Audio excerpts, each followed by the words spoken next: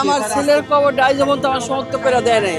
আমার ছেলের কবরটা আমি দাবি চাই, আমার কবরটা সমর্থ করে দিব।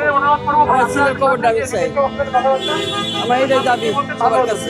আমাদের ভাইদের রক্তের উপরে দাঁড়িয়ে যে ইন্টারিম সরকার, সেই সরকার আজ পর্যন্ত আমার ভাইয়ের লাশটা দাফন করা হয়েছে রায়ের বাজার বুদ্ধিজীবী কবরস্থানে বেওয়ারিশভাবে।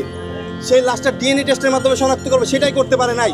এই ইন্টারিম সরকার আমাদের ভাইদের রক্তের উপরে দাঁড়িয়ে আসছে, দাঁড়িয়ে ইন্টারিম সরকার তারা আজকে কেন তাদের নির্দেশে আমার এই পুলিশরা কিভাবে আমাদের ভাইদের গায়ে হাত তুলে, এর জবাব চাই ডক্টর মোহাম্মদ ইউনূস স্যারের কাছে।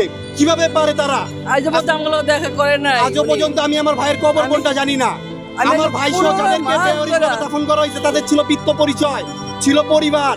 স্বৈরাচার সরকারের কারণে তাদেরকে বেওয়ারিশভাবে দাফন করা হয়েছে। তারা কেউ বেওয়ারিশ না। আমার মা পাগলের মতো কান্নাকাটি করে। আমি কাঁদতাছি না। জুলাই সনদে শহীদ আহতদের নামে কোনো স্বীকৃতি নাই। তারা কি তাল মারা শুরু করছে আমাদের জন্য, আমাদের সাথে। বিগত এক বছর ধরে বিভিন্ন ধারে ধারে ঘুরছি, কোনো লাভ হয় নাই। আজকে সেই জুলাই আগস্টের মতো সেই স্বৈরাচার হয়ে গেছে পুলিশ বাহিনী। কাদের নেতৃত্বে তারা আমাদের ভাইদের গায়ে হাত তুললো? আমি জবাব চাই। আমাদের শহীদের মায়েদের গায়ে কিভাবে হাত তুলে, আমাদের আহত ভাইদের গায়ে কিভাবে হাত তুলে, আমাদের গায়ে কিভাবে হাত তুলে। আজও আমি আমার ভাইয়ের খবর পাই নাই।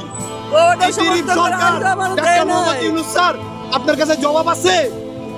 আমার মা পাগলের মতো ঘুরে, আমার ভাই শহীদ মোহাম্মদ সোহেল রানা, যার শেষ দেখাটুকু আমরা দেখতে পারি নাই। এক মুঠো মাটিও কবর দিতে পারি নাই পরিবারের কেউ।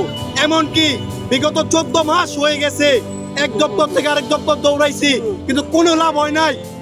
এই স্বৈরাচার শেখ হাসিনার মতো এই ইন্টারিম সরকারও স্বৈরাচার হয়েছে, তারা আরো ডাবল হয়েছে। তাদের কাছে প্রতিনিয়ত আমরা দৌড়াইছি আমাদের ভাইদের কবর ডিএনএ টেস্টের মাধ্যমে শনাক্তর জন্য, কিন্তু তারা আমাদের বিভিন্ন তালবাহানা দেখাচ্ছে।